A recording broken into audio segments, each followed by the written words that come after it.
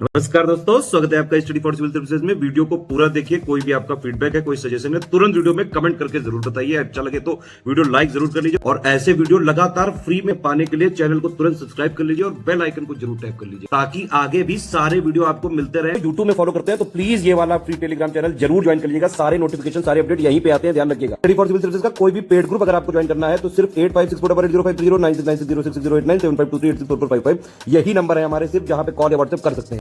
Instagram पे हमारा page जरूर फॉलो कर लीजिएगा, studyforcivil.services है। ट्विटर पे हमको जरूर फॉलो कर लीजिएगा, @studyforcivils है। एचसी में स्टेनोग्राफर का पेपर कंडक्ट हुआ है, इसकी आंसर की हम लोग देख लेते हैं। एग्जाम डेट 11 दिसंबर 2022 है। निम्नलिखित में से प्राथमिक गतिविधियों की पहचान करना है।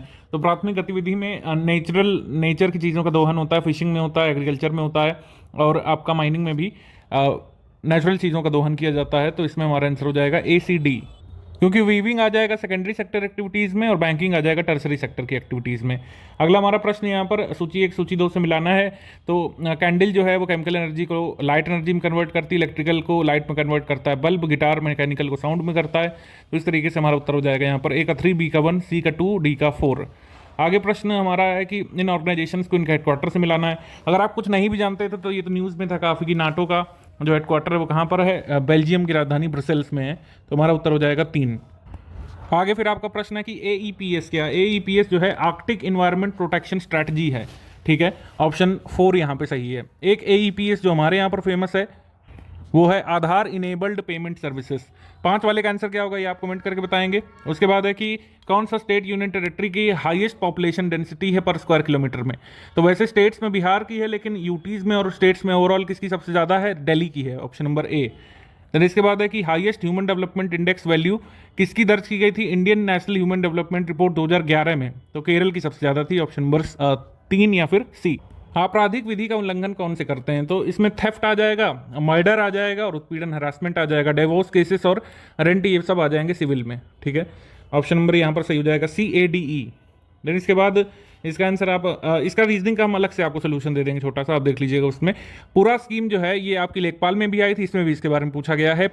इसमें हो जाएगा providing urban amenities in rural areas, option number A, providing urban amenities in rural areas. इसके बाद प्रधानमंत्री जन धन योजना ये आई थी अगस्त 2014 में। इसके बाद प्रधानमंत्री गरीब कल्याण अन्न योजना आई थी अप्रैल 2020 में, कोविड के बाद 26 मार्च को बेसिकली अनाउंस हुई थी।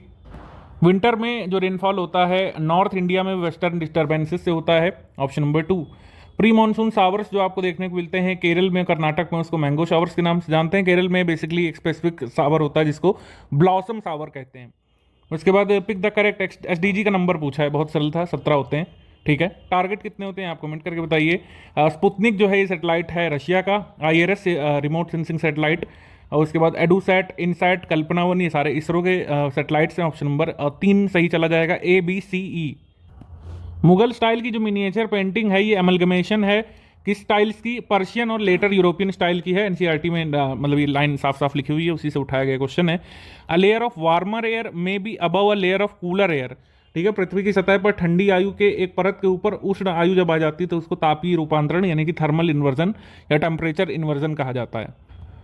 The preservation of species outside there natural habitat, प्राकृतिक निवास स्थान से बाहर प्रजातियों का जो परिरक्षण किया जाता है उसको बाहिर स्थानिक संरक्षण यानी ex-situ कंजर्वेशन कहते हैं, जिसके कम से कम 2 एग्जाम्पल आप कमेंट करके बताएंगे। उसके बाद ये मिलाना है हाइड्रोस्फीयर में क्या क्या आ जाएगा, ground water, surface water, thermal energy में हीट आ जाएगी, रेडिएंट एनर्जी में रेडियो वेव्स, एक्सरेस आ जाएंगी। इस तरीके से हमारा उत्तर A का 3, B का 2, C का 1 और D का 4 चला जाएगा। आगे हमारा प्रश्न है कि 1857 के विद्रोह के प्रमुख नेता कौन से थे। तो इसमें BDE और करेक्ट है, BDE यानी रानी लक्ष्मीबाई थी झांसी से, तात्या टोपे कानपुर से, तात्या टोपे नाना साहब कानपुर से। देन इसके बाद identify the earliest temple found in India from the following, earliest temple है इनमें से दशावतार मंदिर, ठीक है। उसके बाद संयुक्त राष्ट्र की आधिकारिक भाषाएं कौन कौन सी हैं, इंग्लिश है, फ्रेंच है, स्पेनिश है, ठीक है। यहाँ पर हो जाएगा D सही। अब हिंदी के प्रश्न है, हिंदी में जो आपका आप है वो आ जाता है निजवाचक सर्वनाम में, यह आ जाएगा आपका निश्चयवाचक में, कुछ आ जाएगा अनिश्चयवाचक में और जो आ जाएगा संबंधवाचक में।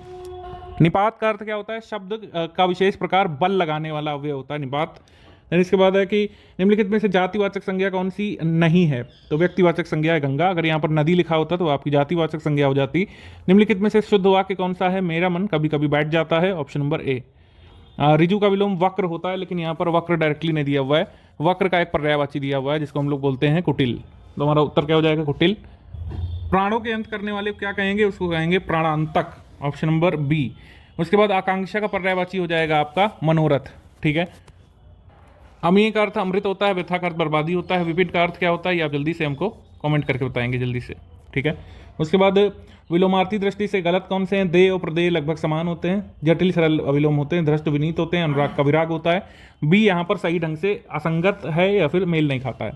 दुरात्मा का समास कौन सा? कर्मधारय है। इसके बाद ये गद्यांश आप पढ़िए, इसमें पूछा है कि कल का तात्पर्य क्या है? कल का तात्पर्य पूजा होगा, ऑप्शन नंबर ए। सच्ची ईश्वर पूजा है मनुष्य पूजा, इस पैराग्राफ के अनुसार। निम्नलिखित में से किसकी प्राप्ति जीवन का मतलब किसकी प्राप्ति से जीवन का आनंद नहीं मिलता? तो सोना चांदी से आनंद तो मिलता है, लेकिन पैराग्राफ के हिसाब से आपको चुनना था। किनके बिना कला कौशल के विचार और चिंता व्यर्थ है? मजदूरी के बिना। स्वर्ग प्राप्ति की इच्छा नहीं होगी यदि आपको अपना काम मिल जाएगा। परिमाणवाचक विशेषण का उदाहरण है मन अनाज। आगे हम लोग क्वेश्चंस देखते हैं। निम्नलिखित में से गुणवाचक विशेषण का उदाहरण कौन सा है? अब देखिए इसमें गलती हो गई है क्वेश्चन बनाने में। गुणवाचक विशेषण कुछ होता ही नहीं है यहाँ पर। गुणवाचक सर्वनाम एक्चुअली दिया है, गुणवाचक विशेषण होता है, गुणवाचक सर्वनाम होता ही नहीं कुछ। ठीक है, तो गुणवाचक विशेषण के हिसाब से इसको सॉल्व करते हैं। रंग से बना है रंगीला। ठीक है, रंग भाववाचक संज्ञा से रंगीला बना है। प्रशस्ति भाववाचक संज्ञा से बना है प्रशस्त। ठीक है, तो इस तरीके से ये दोनों हो गए आपके। गुणवाचक औचित्य से बना है आपका उचित। औचित्य से क्या बना है? उचित। तो इस तरीके से ये सारे हट गए। हजार यहाँ पर आपका गुणवाचक विशेषण नहीं है। मुहावरों के अर्थ पूछे 47 नंबर में। इसमें ए का 2 होगा, बी का 3, सी का 4, डी का 1। उसके बाद ये उपसर्ग और ये शब्द से मिलाना है। दुस्साहस में दुस है, दुर्गुण में दुर है, दुख में दुह है और दुष्कर्म में दुस है। तो इस तरीके से मैच हो जाएगा। हमारा आंसर इसमें हो जाएगा डी। ये पदबंध वाला थोड़ा सा ट्रिकी था, इसमें पदबंध की अच्छी जानकारी आपको होनी चाहिए। संज्ञा पदबंध आपका कौन सा हो जाएगा? ए का 4। ठीक है, ए का 4 हो जाएगा। उसके बाद बी का 2 हो जाएगा सर्वनाम पदबंध। उसके बाद विशेषण पदबंध हो जाएगा आपका मैंने एक नई कार खरीदी, सी का 3। और क्रिया पदबंध हो जाएगा। एक्चुअली इसको इस तरीके से देखिए कि संज्ञा पदबंध हो जाएगा मुझे मुंबई वाली ट्रेन से जाना है, तो यहाँ पर ए का 4 होगा। उसके बाद बी का 2 होगा, यानी सर्वनाम पदबंध बहुत बोलने वाले आज तुम चुप क्यों हो, तुम से यहाँ पर लेंगे ये सर्वनाम पदबंध। वैसे तो सर्वनाम सब में है। विशेषण पदबंध यहाँ पर बनेगा आपका थर्ड वाला, यहाँ पर नई कार से। ठीक है, उसके बाद आपका क्रिया पदबंध हो जाएगा एक, आप वहाँ जाकर बैठिए, ये आपका हो गया क्रिया पदबंध। निर्वासन में उपसर्ग कौन सा है? निर्वासन में निर उपसर्ग है, 4th वाला। निराशा में कौन सी संधि है? व्यंजन संधि है। और इसके बाद बताना है कि शब्द का वर्ग किस आधार पर तय किया जाता है? अर्थवत्ता के आधार पर, ऑप्शन नंबर 1। और बैन शून्य जबते मधुर तबते सुनत न बैन, इसमें जो है विरोधाभास अलंकार है, ऑप्शन नंबर ए। अब इंग्लिश वाला देख लेते हैं। इसमें बताना है a person who makes map, उसको बोलेंगे हम लोग कार्टोग्राफर। देन इसके बाद है टू मीट वंस वाटरलू, इसका क्या आपका मीनिंग निकल रहा है? इसका मीनिंग निकलता है to meet one's final defeat, option number यहाँ पर सही हो जाएगा आपका 3 वाला। ठीक है, डेथ वाला नहीं होगा यहाँ पर, मीट वंस फाइनल डिफीट होगा। उसके बाद ही ought not have done such a despicable thing, यहाँ पर बी वाले पार्ट में हो जाएगी, यहाँ पर टू हैव डन होगा, यहाँ पे 2 आना चाहिए। तो इस तरीके से ही आपका बी वाला पार्ट यहाँ पे एरर है, इसमें आंसर हो जाएगा यहाँ पर 4। तो इसमें बताना है कि ही worked hard he would have one the gold medal, इसका आपको बताना है पैसिव वॉइस क्या बनेगा। ठीक है, एक्टिव वॉइस में है, इसको पैसिव में बताना है। इसमें हमारा उत्तर हो जाएगा 4 वाला, the gold medal would have been won by him had he worked hard. ये SSC CHSL का प्रीवियस ईयर सवाल है, रिपीट हुआ है, शी की जगह ही कर दिया है यहाँ पर। I have seen that film last year but I do not remember its story, यहाँ पर ए वाले पार्ट में एरर हो जाएगी, ऑप्शन नंबर 1 यहाँ पे सही हो जाएगा। आई हैव सीन की जगह यहाँ पर आएगा I saw that film last year but I don't remember या do not remember its story.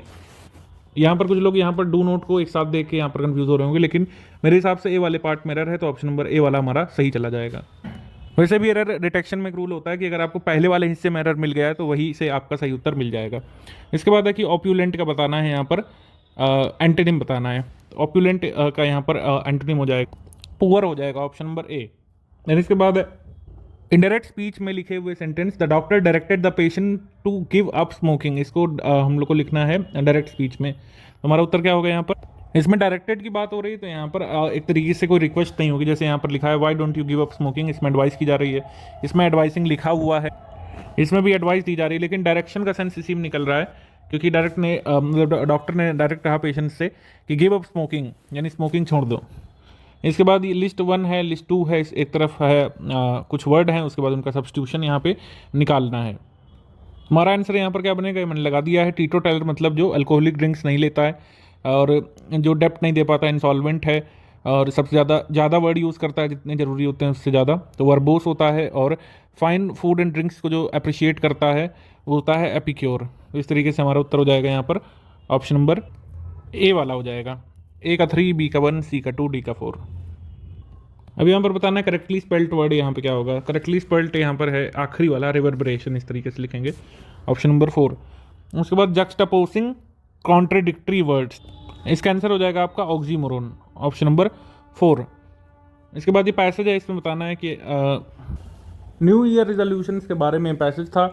इसका आंसर मैं आपको बता दे रहा हूँ, आप इसको पढ़ लीजिएगा। थोड़ा सा मैं यहाँ पर स्क्रॉल कर दे रहा हूँ आपके लिए। वैसे फ्री वाले हमारे टेलीग्राम ग्रुप में ये आपको पेपर मिल गया होगा। How did the writer fend off the taunts and jibe of the whole family good humouredly, इसका सही आंसर है 4। उसके बाद है कि not changing their by boring, यानी कि जो बदलता नहीं है एक जैसा रहता है, इस वजह से बोरिंग हो जाता है, उसको क्या कहते हैं, मोनोटनस कहते हैं, ऑप्शन नंबर 4। रिजोल्यूशन नहीं लगाना था यहाँ पर, मोनोटनस ही सही उत्तर है 4।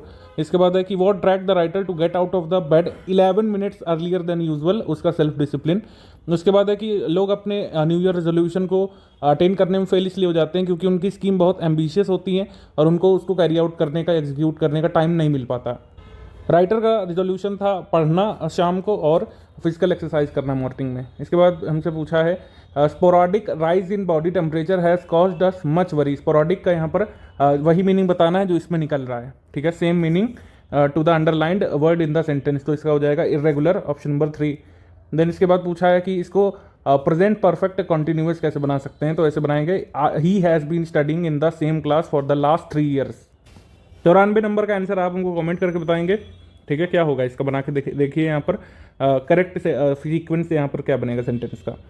इसके बाद पूछा है seeing that she is very tired I walked out of the room and let her sleep. इसमें एक करेक्शन करना होगा, seeing that she is very tired नहीं होगा यहाँ पर होगा शी वॉज। तो हमारा उत्तर हो जाएगा यहाँ पर option number 4, seeing that she was very tired I walked out of the room and let her sleep. उसके बाद पैसेज में यहाँ पर बताना है कि कौन से यहाँ पर सही रखे जाएंगे, टेक्नोलॉजी के ऊपर है। तो इसका उत्तर हमने यहाँ पर लगा दिया है, 96 वाले का मीन्स होगा, फिर यहाँ पर इम्प्रूव होगा, एफिशिएंटली, थ्रू, और फिर हो जाएगा रिजल्ट। तो इस तरीके से ये वाले हो गए। मैथ्स वाले क्वेश्चंस का अलग से आपको वीडियो मिल जाएगा थोड़ी देर में।